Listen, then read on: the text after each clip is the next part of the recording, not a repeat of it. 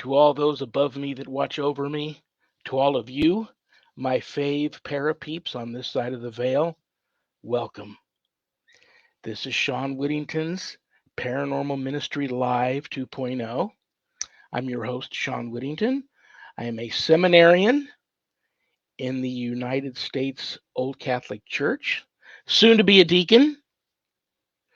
And that's my story, and I'm sticking to it. So, what do I want to say to you guys today, other than I love you all? Thank you all for taking an hour out of your busy Friday afternoons to hang out with us. This is the story. You know, this is why a lot of people uh, uh, probably don't do this. It's like when you do these live shows, it's almost like there's some power out there that doesn't want, certain people to get together. I have looked so forward to meeting Camille James Harman today, and Zach and her and even Camille's husband are working feverishly to try and get Camille's camera to work behind the scenes here so that we can pull her on. So as soon as we're able to do that, we will. Until then, you guys got me. So I'm going to go through my normal spiel here at the beginning, but then this may turn into just a me and you guys. I haven't just sat down and let the audience hammer me with questions in a long time, but I do have a lot of things. I mean, I even have a lot of questions here that have just recently come in from a lot of people out there. And most of the time, I'm up all night long getting back to people with them. But I may take advantage of that today and address a lot of these questions here live on air during the show. But listen, I'm coming to you live. Hey, before you go on, we have a brother in the paranormal world that is having a pretty serious surgery today, named Scott from the Things family. And just want to give him a shout out and wish him the best of luck. Do I know Scott? I think you might, but I know he was at our house just a couple weeks ago for the investigation that they all did down south and in the Colorado Springs area. So Scott's been a part of things for quite a while. Scott and Jeremy are best of friends. So very, very cool. I will say a prayer and light a candle for Scott. Do you know what the surgery's for? Or is that kind of private? To be honest with you, I don't know enough to be dangerous there. Well, I know quite a bit enough to be dangerous, but I don't know enough about the surgery to know exactly what it is. All I know is that he's having a surgery that people are kind of crossing their fingers on. So I just wanted to say, Scott, my thoughts are with you, and just want to put that out here so everybody can do what they do to support him mentally, physically, and spiritually. And you too. I mean, it's that time of year, brother. Sharon's getting ready to possibly have some oral surgery, and you're getting ready to have surgery on your shoulder. It's that time of year, man. I'm gonna light a candle for all you guys and pray for all you guys. But I really want to know how you are gonna hold up during your procedure because we may need to. You know me, brother. We'll take some time off from the show if you need to recoup and all this. Yeah. You know what? To be honest with you, Sean, they're just gonna go in and they're gonna stick something in my shoulder, clean it up, and take and basically staple it to the bone, staple the muscle to the bone. It's just I've got. I'm more concerned about the Wednesday thing that I got coming up this next Wednesday. That's when they go in and they take and they burn the nerve endings in my neck, and that's not a comfortable thing. My hand feels like it weighs 300 pounds when they do that. So when like your arm falls asleep and your fingers are numb, imagine that like tenfold. I've got that coming up this next Wednesday, so I'm really not looking forward to that. But yeah. Yeah, the neck surgery, I don't see that as going to be anything that I'm going to worry too much about. So it's not like I work too hard here. You work harder than you think. I'll keep you in my prayers, brother, but keep me posted on all of that sort of stuff. Hello, Jennifer. All right, well, button monkey out, and this is not looking good for you, Sean. We're missing a guest, so I It's don't. okay. I will get her back. It's in the cards that Camille and I are going to meet and talk about. I mean, she's such a I mean, her resume and body of work, just in terms of being an extremely passionate, gifted, talented actress, is when I was reading her bio, I was like, I went to her websites and stuff, and it was a very impressive body of work. So we're gonna, when we do get her on, if it's today, great. If it's I bring her back, we will talk about her acting career. She's got a movie coming up that I'm very interested in, where she plays Elisheba, which is Aaron's wife. Elisheba's mentioned once, maybe twice in the Bible. We don't know nothing about her other than the fact that she was married to Aaron, who was the brother of Moses. She gave birth to four sons who went on to be great high priests. And I believe even now today, I could be wrong.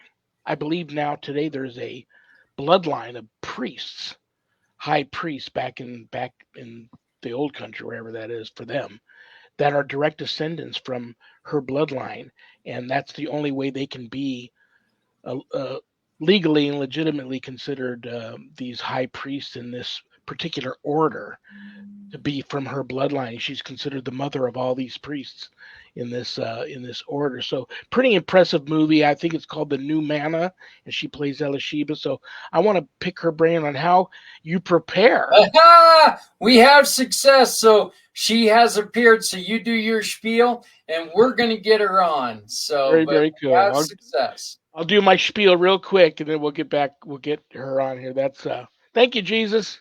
He knows that I wanted to talk to her really bad today. So anyway, we got her. She'll be on in just a moment. I'm coming to you live from my haunted home, my very haunted home, and it's been quiet today. Dreamcatcher isn't spinning. Well, there we go. Now it's starting to move a little bit, but it has been quiet as of late, which is a good thing. It might pick up once I get her on here and we start talking about some of the paranormal issues that she's dealt with in her life. Um, Let me check the prayer urn here real quick.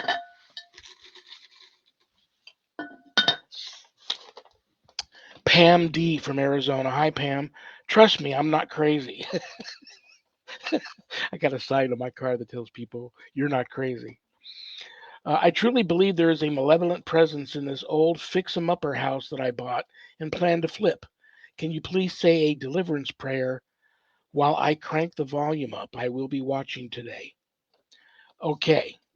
Um, yeah. And I'm feeling that too from even where I'm at. Okay, Pam, you ready? Get your volume up. Anybody out there watching and listening that is in the same situation as Pam, just crank the volume up on your computer screen right now. In the name of the Father and of the Son and of the Holy Spirit. Amen. Lord Jesus Christ, in thy name I ask thee to bind and silence all powers and forces that do not accept thee as Lord and King, in the air, in the water, in the ground, the netherworld, and nature, and the spiritual world. I ask thee to bind all demonic action and demonic communication. Lord, seal this whole place, all of us here, and all our intentions in the precious blood of Jesus Christ. Mary, we ask thee to surround us with thy mantle of protection and crush Satan's power in our lives. St. Michael the Archangel, we ask you and all our guardian angels to defend us in battle against Satan and the powers of darkness. Amen. Pam, keep me posted on how things are going. Send me a message later, and we'll talk about your home. Okay, let's check the mailbag. I got so many questions up on my desk here. They didn't make it to the mailbag. Some did. Yeah, I got some in here. Let's pull one out of the mailbag. Dennis M. from Florida. Okay, other side of the country. I recently went on a haunted ghost tour. I feel something attached to me. Not evil, just a spirit. It is coming to me in my dreams. How can I find out what it wants or if it has a message for me? That is a wonderful question. Dennis, You're not. I get that questions like that all the time. It happens to a lot of ghost hunters nowadays that don't really know what they're doing, and it also happens to a lot of people. Believe it or not, they go on these haunted tours, these ghost walks. It is what it is. Um, I'm probably going to get some hate mail for this. Maybe this isn't the best advice, but this is what I'm going to tell you. Unless you're psychic, you're not going to get a message from the spirit or know what they want or be able to help them. I would recommend that you go out into the paranormal community in your area, find a reputable, truly gifted psychic medium that you can bring into your home. They could try and communicate with the spirit, find out what it wants or what it may need help with, and then you need to take authority over the situation and let the spirit know after you've made an attempt to help it that it needs to go. It doesn't belong in this time. It's of the ages. It needs to go where it belongs and to quit bothering you and hanging around. And that's the best advice I can give you. And I'm also going to throw out the same invitation to you, Dennis, as I'm throwing out to Pam. Please keep me posted on your progress because I always find it very interesting when Spirit makes a concerted effort to try and communicate with us. There's usually a real major reason why, and when we help Spirit, I find that amazing. So keep me posted on that. If there's anything you want to find out about my wife and I and our ministry work, go to our website, www.ghost-b-gone.biz. If you go there to visit, keep in mind my wife and I don't charge for our ministry work, helping people with their paranormal issues. So trust me, brothers and sisters, I know times are tough. But if you notice the donate button and you're able to do so, click on it and send my ministry in a small donation. I promise you, it'll be appreciated from the bottom of our hearts. And trust me, we'll put it to good use. If you're having issues of a spiritual nature not attached to the paranormal and you'd like to speak to me, I'm also a certified intuitive coach, spiritual advisor, listener. I'm a great listener. I have one motto: you talk, I listen, no judgment. You can make an appointment with me on the website to speak with me about spiritual issues, but don't leave the website without navigating over to the page called Introduction to Spiritual Warfare Course/books. On that page, you will find both my books, God, Ghosts, and the Paranormal Ministry, and God, Ghosts, and the Paranormal Ministry 2. If you haven't done your good deed for the day yet, part of the proceeds of every sale of every copy of my books goes to support stjude.org, St. Jude's Children's Research Hospital, Nevada, and the ASPCA. How cool is that? You get to help some of the neediest children on the planet and the animals too. Um, you can get the book a little less expensive at Amazon, but if you buy it off of the website, it leaves my office from here. I autograph it for you, and it comes to you in a beautiful house blessing kit, which is also very cool. And I get tons of messages on how do I work the stuff in the house blessing kit. I'm going to do a complete show on that one day. Um, but yeah, that's there's a lot of stuff in the kit that I send out to help you bless and cleanse your property and your home, and that's a beautiful thing. So that's it. What else do I want to tell you guys? My course. Scroll a little bit further down past the books, you'll see Introduction to Spiritual Warfare course. I offer a 12-week online college level course, Introduction to Spiritual Warfare. And this is a course for all you true warriors for Christ out there that want to have more knowledge when it comes to drawing your line in the sand, making a stand, circling the wagons, and putting up a good fight. Perhaps maybe even the fight of your life against, God forbid, true evil if it ever comes calling.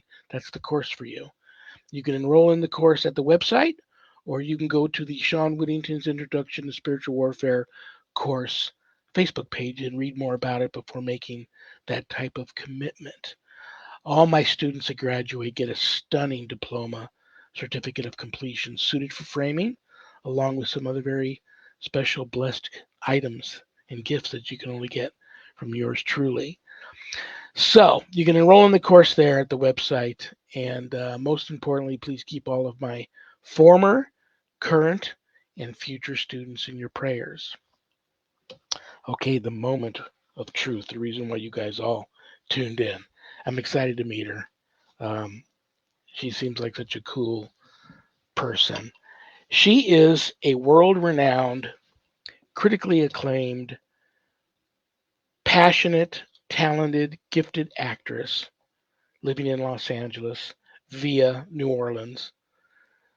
And she's also an elite ufologist. I'm going to call her that. She's a UFO experiencer, used to write for UFO magazine, and this is going to be a fun show. So, brothers and sisters, please, without further ado, give a big, warm paranormal ministry family welcome to the one and only Camille James Harman. Hi, everybody. How are you? I am a little flustered, Reverend Sean. I'm sorry, but here I That's am. okay. And thank you for You that illustrious intro. I'll try you're to live the up to only it. Camille I've ever met. I think that name is so pretty. You look very pretty Oh, today, and thank I you. knew we would get you on as soon as you got your husband in to give you a hand. Two heads working on a problem are better than one. I know Zach was there taking care of you. I knew it would happen. Well, I'll tell you this: when we yeah. were in the green room, and all of a sudden your camera went off again, I was like going, no, no, no, no, no. So I'm glad that it got fixed. I'm really glad it got fixed. I just tried to do it with my laptop and I couldn't. So I just went to my phone and it worked fine. So Oh whatever. wow. Who knows? Okay. So Well, here I I'm am on so the phone. glad you're here. Thank you so much for taking an hour out of your busy day to hang out with us. Listen, I know the show's mainly a paranormal show, but I I have I went to your websites and I looked at your bios. You had a couple of them that you sent me one, and then I saw what your websites had said about you. And I'm really in awe of your body of work as an actress. So we're going to talk a little bit about that. We have to before we get Yeah. into the UFO stuff. And anything you want to talk about as far as that goes, it's your show. But I have to mention you winning the 3 international Best Actress awards for Tiger Lily. That's huge. Um, so talk to us about that project, winning that award, and how we can see Tiger Lily because I haven't seen it. Oh my. Well, Tiger Lily is a short film.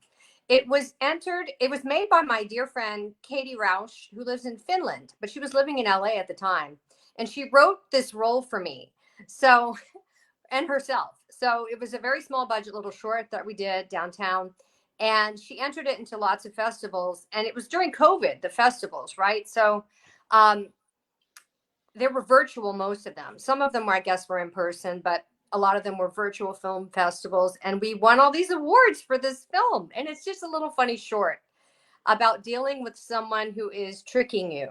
And so I'm the straight man and she's the comedian in the setup.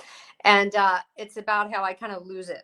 And so it was really fun. I play a hotel concierge dealing with a person checking in who's kind of crazy. So it was fun. I bet, and I, I'm not on your level in terms of that type of you know eyes on you all the time when you are doing these types of projects. But I know how it feels to be so passionate about something and finally be recognized for your efforts. And so that must have been phenomenal to get those awards. So I Well, applaud it you. has been great. I did I had a kind of a career peak a few years ago when I was in the movie Vice, which was a big awards winning film directed by Adam McKay and starring Christian Bale and Steve Carell and me. No, I had a very small part in it, but it was an Oscar winning film. It won for best hair and makeup and it won a lot of other awards. I think it was nominated for 8 or 10 Oscars, but it won BAFTA and SAG Awards and Golden Globe Awards and tons of awards. So that was really fun because I did do a lot of media around that time. And then when COVID hit and everything got ruined in Hollywood, it was just awful for a while. And then the vax mandates kicked in. And so I was working even when Hollywood reopened, but then I wouldn't take the shot. And so then my career was thwarted by that. So I've been doing little things here and there over the past couple of years. But I just recently decided to get back into the UFO world because I had dropped out for a while. And so that's been a very interesting development in the last year.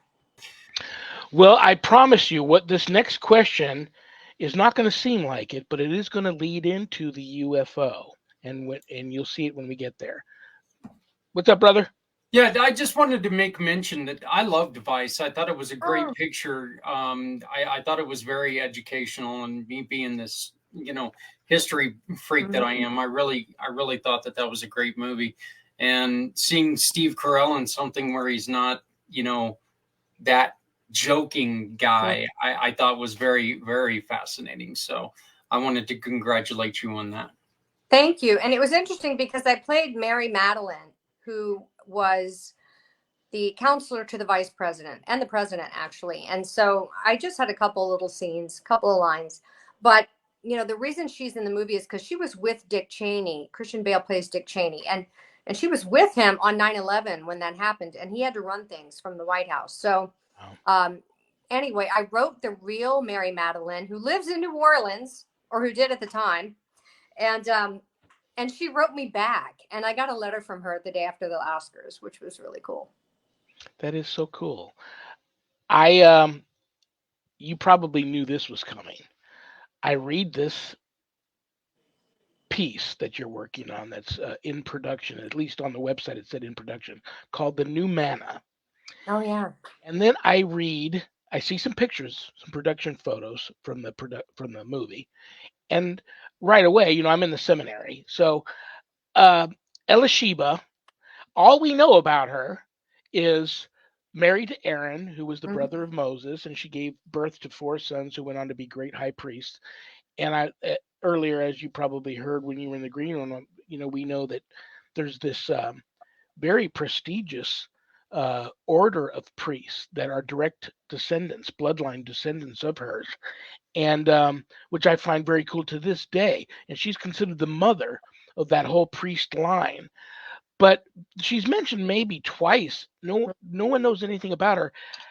This movie looks fabulous. You got to tell me where we're at with production, when it might come out, how I can see it. And you also need to let me know, how do you prepare for a role like that when this is a bigger than life figure from history, biblical history, that we know very little about? How do you do that?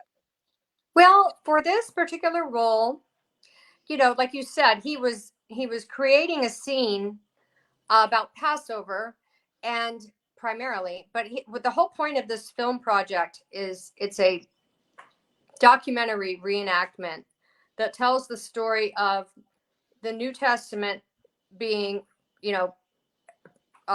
prophesied in the Old Testament in many, many different ways. And so all of these ways that the Eucharist is foretold in the Old Testament is what the filmmaker is trying to show. So to compare it to manna from heaven, and now we have the Eucharist, right? So he goes back into the Old Testament to tell these different stories. And I have not seen other scenes from it, but I know there are some social media sites about the film, and it had 2 names. Like, one name was oh my gosh, it has 2 names if you go on my IMDb, Eucharistic Miracles. But then there was another film with that name, so then they picked a new name, The New Manna, and so I think that's the most recent name. I haven't talked to the director in a while, but it's still in post-production. And it's expensive to finish a film, so there are he is definitely looking for people to invest in this film. If you want to find him through social media, through the name of the film, or through IMDb. And I can't wait till it's completed either, because he really poured his heart and soul and finances into the film. Yeah, the pictures I saw look incredible. Now let's talk about, how about, brother? Is the Hollywood kerfuffle that's going on, is that also part of the delay on the film? Is that causing any problems for the release of the film? I don't think that relates to this film, because the film has already been written and shot. So it's in post-production, right? So I think it's just financial right now. And yeah, the current strikes are awful and dragging on forever. It's a real drama. But I do think it might be Hollywood's red pill moment, to be honest. I think there's a lesson being learned by Hollywood, kind of being learned the hard way, that, there are forces in the world that want to make humanity irrelevant. Yeah. with artificial intelligence and enslavement of all kinds of forms. And so, you know, they need to wake up too to the fact that there is a, you know, global elite who has very little use for us in some ways. And so it's interesting. It's like a microcosm of a larger battle. Sean was just talking about your film coming up. Is that where these two pictures were taken? The ones where you're out in the desert? Oh, no. That's a whole other thing. The reason I sent those relates to my UFO story. Oh, okay. Yeah. Okay. Yeah. Well, I will then. Hey, everybody, shut your eyes. You don't see these yet. Now that I think about that, I'm embarrassed because I should have asked you to send me one of the pictures from the new Manna, because I knew I was going to talk to you about it, and yeah, I saw I it, could have. and I didn't. That's my bad. Anyway, it's funny you talk about Hollywood. Like I said, Hollywood was beat up during COVID, and then they just start to come out of it, and now we have the strikes. I know. So that's brutal. It'll get worked out. Yeah, the whole AI thing's crazy. Just that whole thing is crazy. But you mentioned slavery, and I'll tell you what jumped out at me. And this is so off topic, maybe not. I know you're also passionate about human trafficking, the prevention of that. And I remember real quick. Did you ever met? I probably shouldn't mention their names, but I'm going to go ahead and do it anyway. I haven't talked to them in years, but I don't know if you know a gentleman by the name of Logan Clark or Donia Davis. He was back in the day a pretty well-known producer, director, writer. He had a show that was very popular at the time called Heart to Heart. Okay. And it was either Heart to Heart or there was another one where there's two brothers who were private investigators. Gerald McRaney was one of the brothers, and I forget who the other guy was. It might have been that show, and I don't know if that was called Heart to Heart. I'm just thinking of Heart to Heart. But I was a street dancer at the time, and his wife was a choreographer, and she discovered me in a dance club, hired me to be in this movie called Body Rock. Well, then he approached me later, under the scenes, behind the scenes, he had a private investigative company where he would send people like me, young kids who were on the street a lot, down into these areas, because a lot of the rich and famous in Hollywood who had runaway children who were all strung out on drugs, who they suspected were down on the streets of Hollywood, they would send other kids down there to search for them, because if anybody else really couldn't get down there and mingle around in that world. And so I did that for a little while, and I even helped bring a couple of those kids home. But then talk about your passion about that project, if you would like to, because that's very important. Well, I just think that people don't understand the giant scope of human trafficking in the world right now. And a lot of people tend to focus on, reparations for slavery in the past. And I mean, I understand why they're bringing that up, but I also say, why are you ignoring the slavery happening right now? Like in all countries all over the world, the huge amount of money being made by child trafficking and human trafficking for organ harvesting, ritual abuse, sex trafficking. I mean, it's all going on. And I think I was so passionate about it too, because I went to church where the creators of Sound of Freedom were going to church. And so I met them early on in the process of making that film. And I was cheering that film on for all these years, waiting for it to be released. So when it came out and did so well, I was so happy and relieved. In the meantime, I was contributing to Tim Ballard's organization, Operation Underground Railroad, and just becoming more aware of it. So yeah, that's really where it started for me. Yeah, that's an awful thing, and it's like yeah, I'm really glad. I haven't seen that movie yet. No, I've heard nothing but phenomenal things about it. I've got to see that movie. So yeah, that thing is very, very ugly, and it's just so out of control right now. I pray every day that we get a hold of that. So here's my segue into the UFO. I interviewed and it has a little bit to do with your role in the new Manna. I interviewed an abductee in Canada once, and he says to me, the first thing the aliens asked him was, have you met God yet?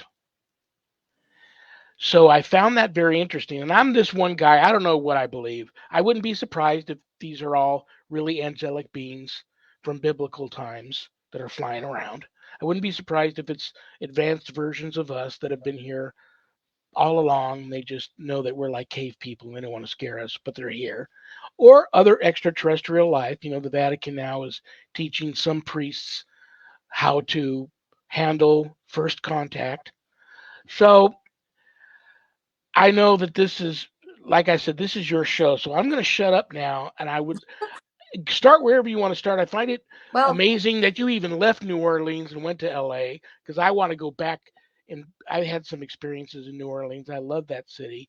But talk about that. Talk about your first experience, and then we can get into the abduction stuff.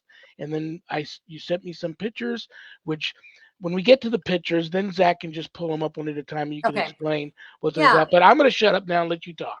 No, because what you brought up is the most important thing, which is what are these things and how do we discern what they are?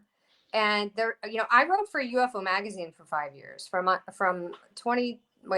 2000 till 2004.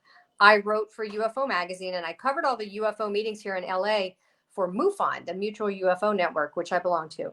And so we would bring in a different speaker every month to present information to us. And then I would do the follow-up article for UFO magazine about that presentation. So I got to meet some of the really big names in ufology back then. And a lot of people that are no longer with us, like Bud Hopkins and John Mack, and just so many people, Stan Friedman, Roger Lear, Dr. Roger Lear, all of them were at these meetings all the time, speaking to us. So I come from this kind of late 90s introduction to the UFO world because I had abduction experiences in 1995 and 6 is when it all started for me. I do suspect it happened as early as childhood because I have a lot of the signs of childhood abduction as well. But I came aware of it in 1995 when I was like 29 years old.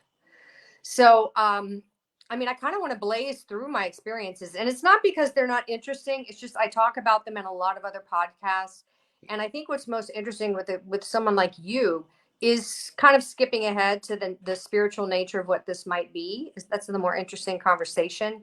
But to tell my story in a quick version of the actual abductions, I had in December 95, after moving to Los Angeles with my boyfriend, we had a UFO sighting while walking the dog in daytime. We saw a triangular craft with a kind of a shimmer around it. It was black, but then it had a kind of a plasma field around it. So the edges were a little bit hard to make out because it was so high. But I got all excited because I had just been reading one of Whitley Strieber's books about UFOs and aliens. And that was kind of my first introduction to the subject in the summer of 1995. And then we get to LA and I have this sighting in December, my first sighting ever. And so I was so excited and I went home and reported it. And they told me about these meetings. Now, meanwhile, I had had no menstrual cycle for like 3 months since moving to LA. And I was wondering why. I was like, okay, I don't know if I'm pregnant. And usually before, if I had ever thought I might be pregnant, I would just go get a test at Walgreens or whatever and find out and be done with it. But for some reason, I didn't do that.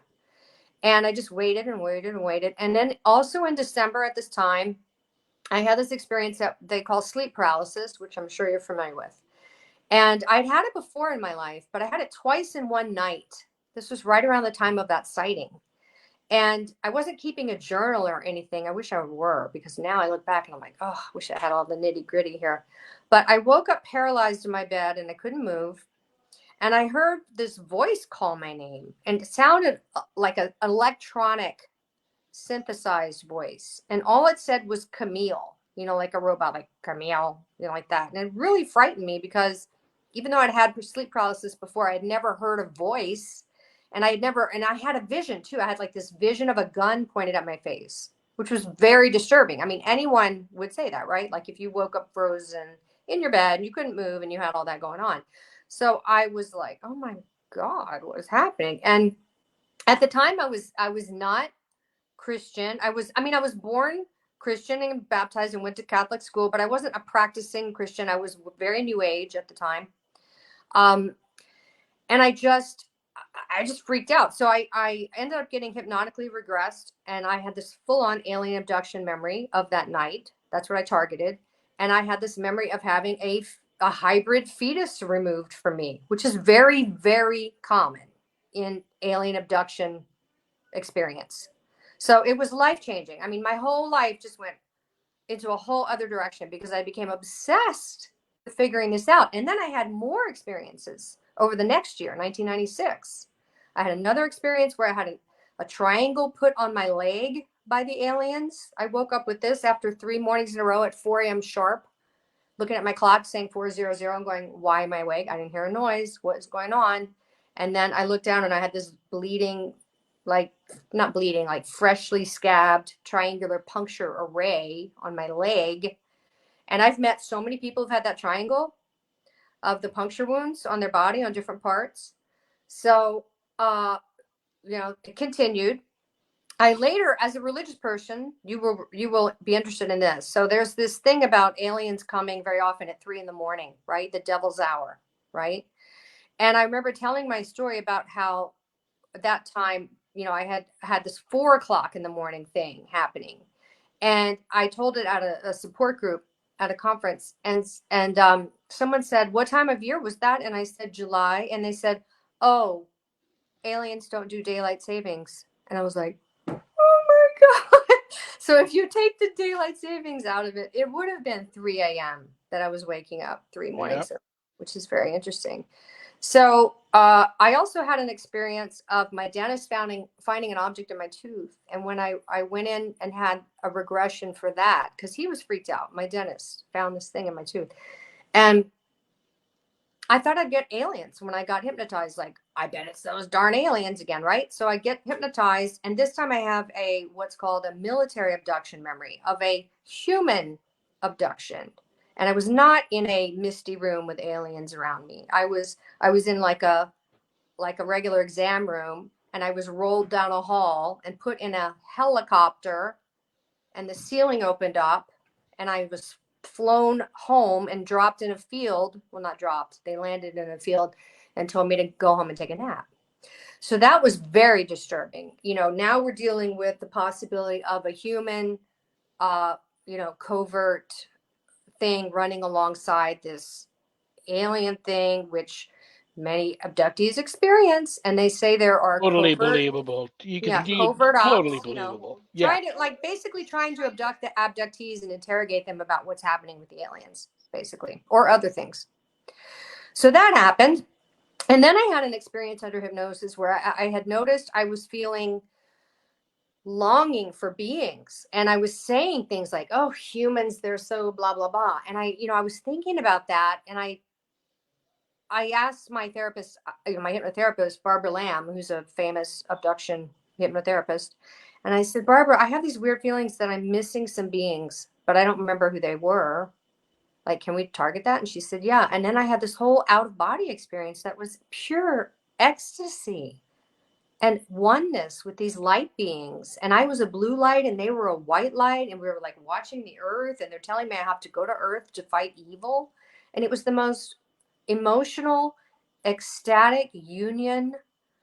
So I mean, that's what's so mystifying about this experience, is that once you go down this rabbit hole and you meet other people that have had this experience, you will find everything I just described in spades amongst other abductees. The good, the bad, and the ugly. And so I just tried to make sense of it. I had this journalist brain, and I tried to write a book. I got to the end of my book and I was like, I don't know what this was. I don't know. I don't want to lead anyone astray. And I prayed, I said, God, I want to write my stupid book and finish it and move on with my life, but I don't want to lead anyone astray. Can you please show me what this was? And at that time, I was living in Arizona at the time. We had moved to Tucson. And I had been in communication with the Vatican Observatory there, by the way. Brother Guy Consolmago, he had written me because I asked him about all this. And I had a born again Jesus experience in Tucson, contemplating finishing my book. I had this prayer, and then I had these books come my way that were arguing that the aliens are demons theory. There are a lot of books like that by various, mostly evangelicals. And then a good author, Nigel Kerner, has an interesting book, Gray Aliens and the Harvesting of Souls. So anyway, I gave over to that idea, and I had all this weeping and contrition, and I had this whole change of opinion. And also, when I was in LA, I had gone to a lot of healers to make it stop, and it had stopped. I hadn't had anything happen. So I felt like in this really safe space, and I just started going to mass. I got confirmed. I started going to Latin mass, and I was in heaven for a while, and I was really at peace with that. And then we moved back to LA, and I recently just got involved in UFOs again, and I have a lot more information. I think I threw out the baby with the bathwater. I think it was okay at the time, but I don't think the answer is that simple, that they're all demons. So now I'm reevaluating. I've kind of got my journalist hat on again. And here I am. I'm in the fray. So that's it. Well, here's my take on it. It's all true. Mm-hmm. Because the Bible's true, because these guys back in those days, they wouldn't have risked their lives for a hoax to continue to talk about Jesus, knowing that it almost meant certain death. It's like when I talk to you and I listen to you, I can't help but think of back in the day when everybody thought Shirley MacLaine was a whack job. And it affected her acting career a little bit, not much, but a little bit, because here she was, you know, talking about things like this, in addition to trying to be, taken serious as an actress. You wouldn't go through all of this if it didn't really happen to you. And it's like, that's why I tell people it's a big weight off of my shoulders and a monkey off my back, and feels so therapeutic, spiritually and psychologically, to tell the stories of my encounters with the demonic, because, um, it's true and it happened. And the power greater than you and I are channeling through us and telling us to get these stories out and tell these things. So it is what it is. But has that affected your acting career at all? I'm certain that it has. I mean, for one thing, when it first happened to me in the mid '90s, I just became so obsessed with it, and it really took over my life. My boyfriend and I ended up breaking up. I went to England to see the crop circles, and I had a fling. I was engaged to my boyfriend at the time.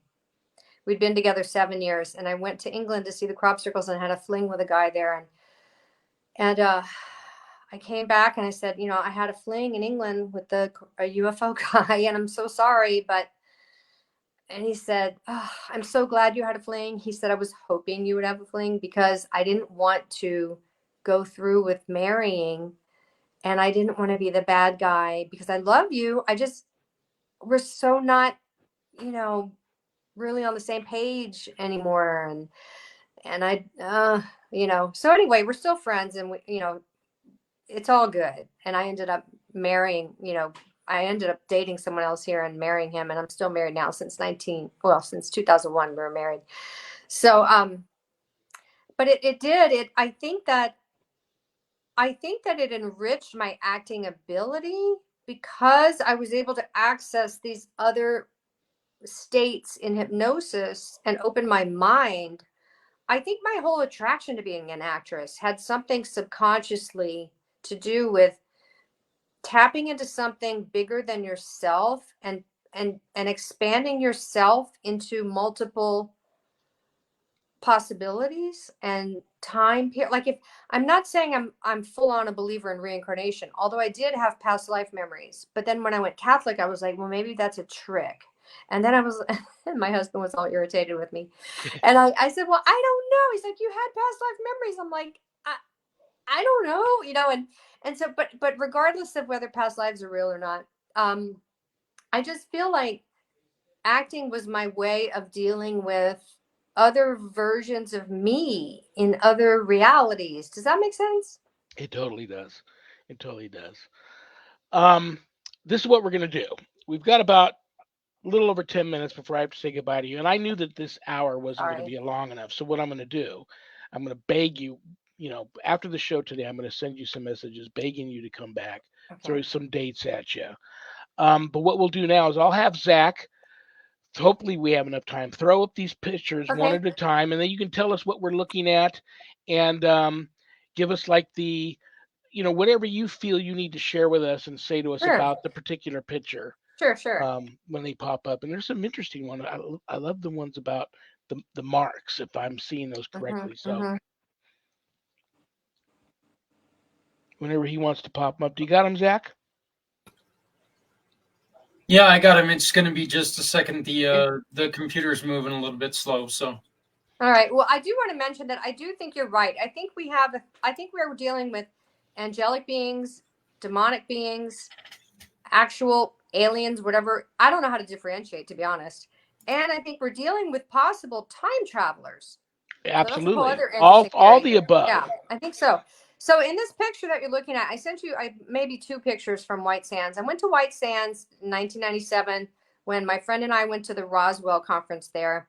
And in this picture, I drew this big alien face in the sand, and I was yelling at the sky, "I dare you to come down here, you bastards!" I was screaming at him. And he was just taking pictures. And right where I'm looking, you can see above my head, this little light anomaly appeared. And then there was another picture from the same series where I'm looking a different way and yelling at them, and there's a light anomaly. So it's just 2 examples of the invisible made visible through photography. Well, Camille, just to let you know, I was trying to wipe off my computer screen to get that little blemish because I thought it was my computer screen. So on this picture, just a couple of minutes ago, I was sitting there trying to rub my computer monitor. It's like, oh, funny. Oh no, did I get a blemish on my computer monitor? So I'd like to thank you for that picture. Yeah. I got one clean spot on my monitor. Very cool. Very cool. What do we got next? That's the other one. See me looking another way, and there's a white thing in front of my face again. I don't know if you can see it on a tiny image, but yeah, I can see it. It jumps right out at you. Yeah. That's interesting. Both of them are very interesting, especially that one too. I love the face you drew in the sand there. Okay, what do we got next? All right, crop circle.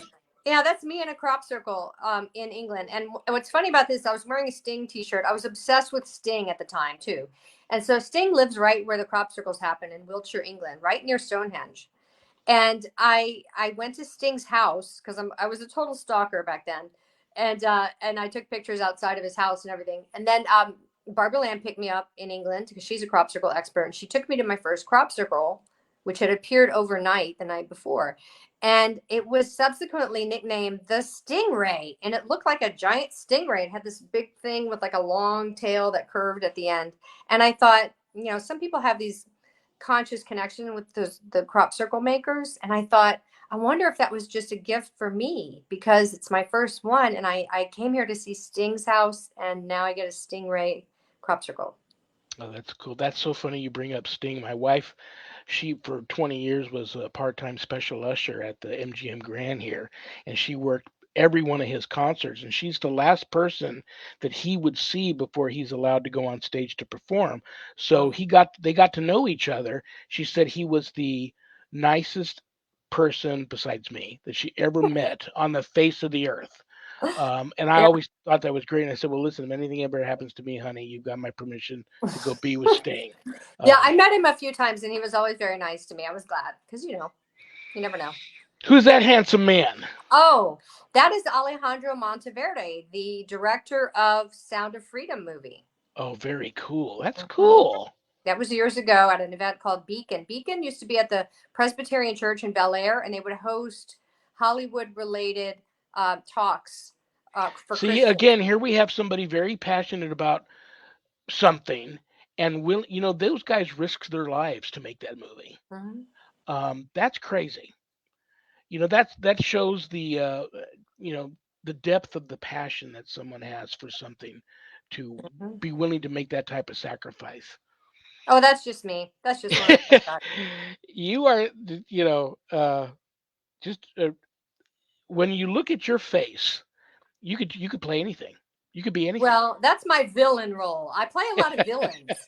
I think it's because I don't know. I don't know why, but I have a little asymmetry to my face. And so it could be that. I have green eyes too, which, they always go with green You could eyes. play anything. That's what's great about your look. You could play anything. I would almost I'd like to give you a compliment here, and I for some reason her last name is escaping me, but Jessica, we lost her a couple of years ago, but she always played the kind of snarky grandmotherly lady. I know that she plays as Archer's mother. She was on I think it was Arrested Development or something like that. And but very, very similar look. Obviously, you're much younger than she was, but she was in PCU and a couple other wonderful, wonderful movies. But that's kind of the way that this look. That's immediately who I thought of. Oh, thank now you. I'm going to have to look her up because it's driving me crazy. Very, very cool. Yeah, you can play anything. That's what great. So now let's talk about your body here. Oh, yeah. So that's the thing on my shoulder that appeared. I don't know what that was, but it was like a square grid pattern. And again, it's something I've seen on the bodies of other abductees and photos over the years. So I don't know. Mystery. And we have another body too. Another picture of a body shot there. Yeah, that shoulder.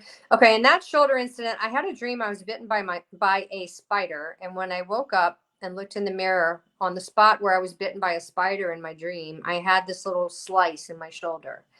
And I would get this bee sting feeling, like a bee was stinging me there, and then I would get a jolt of electricity down my arm, like a discharge down out my fingers, and it would just randomly happen here and there. And I never did a regression to that, but later I was at a party and I met this guy who was introduced to me as someone who could clear mind control victims of their programming.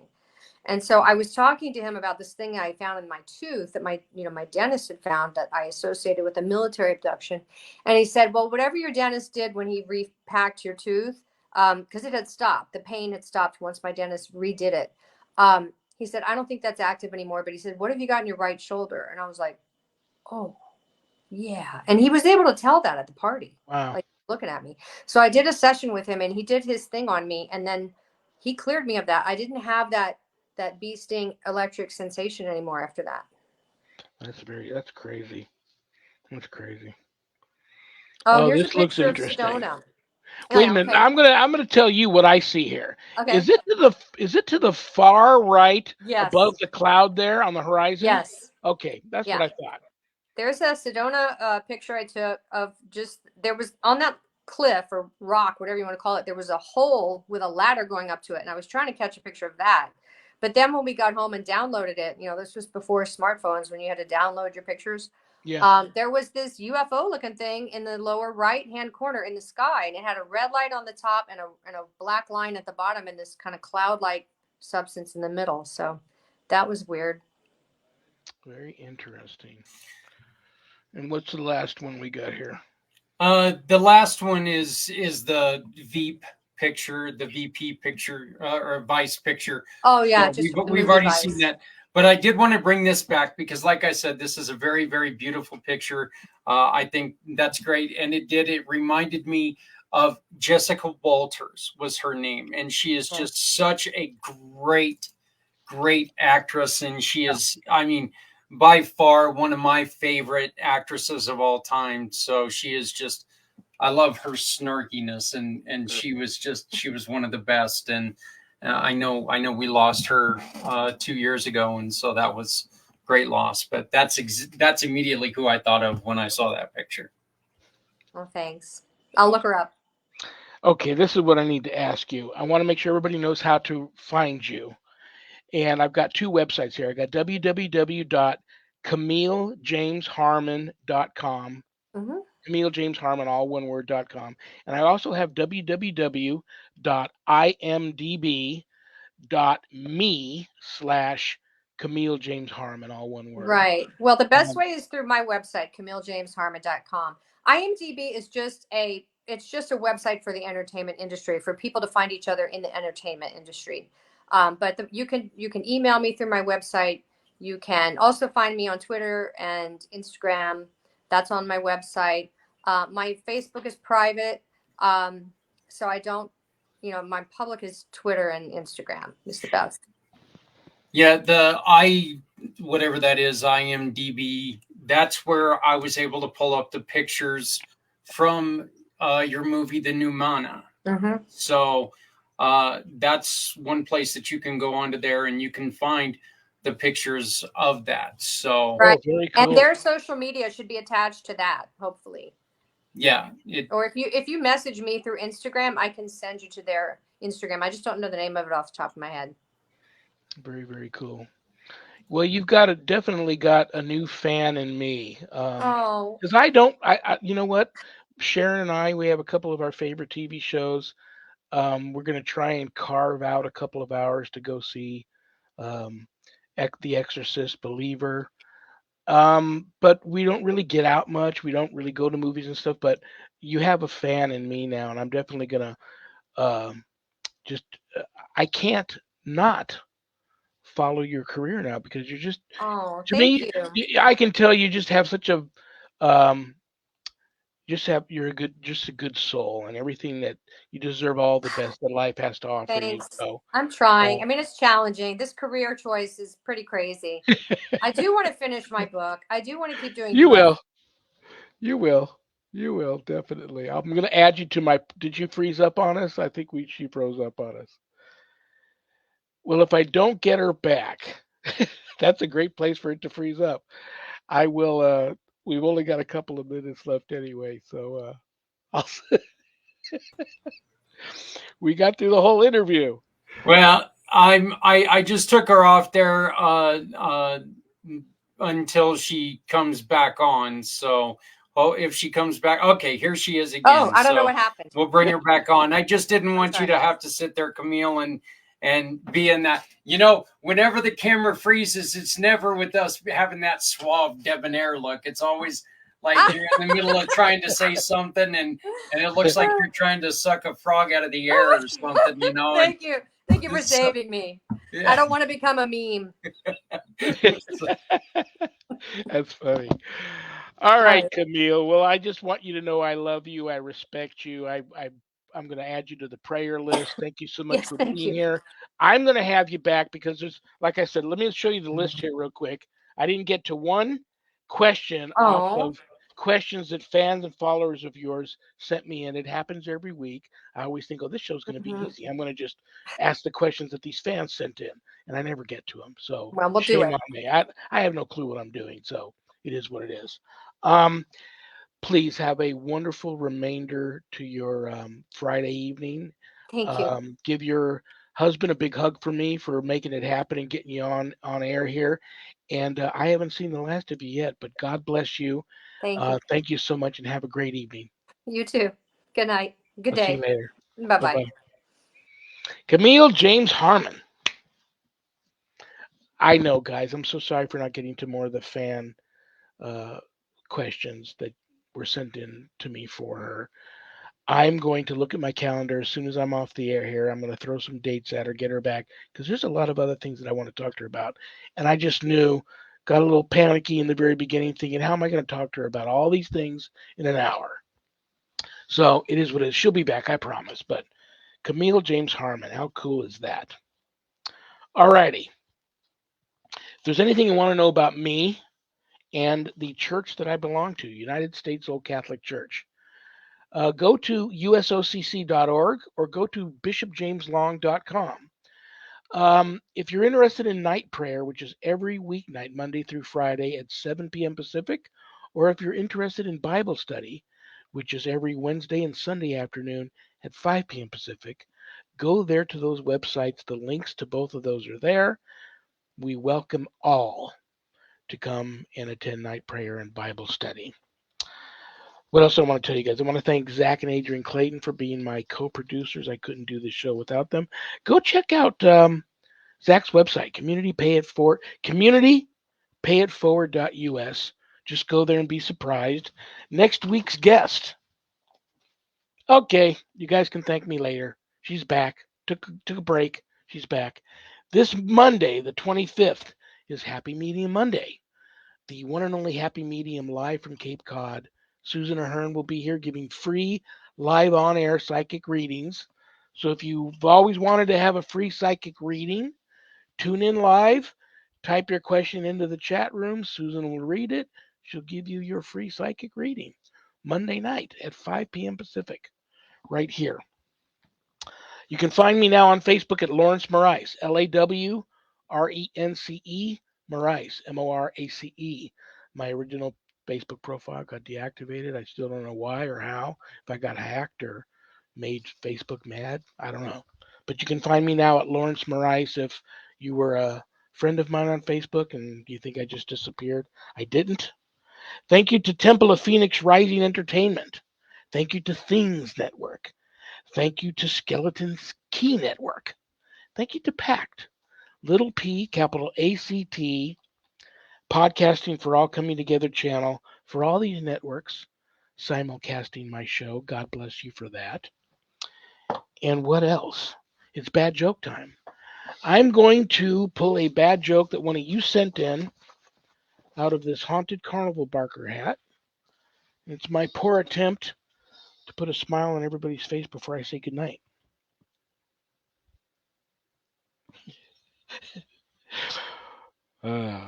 Why did Cinderella get kicked off the soccer team? Because she kept running from the ball.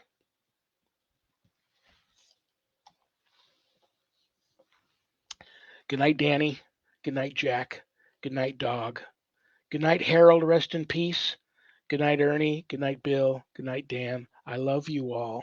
God bless you all. Peace.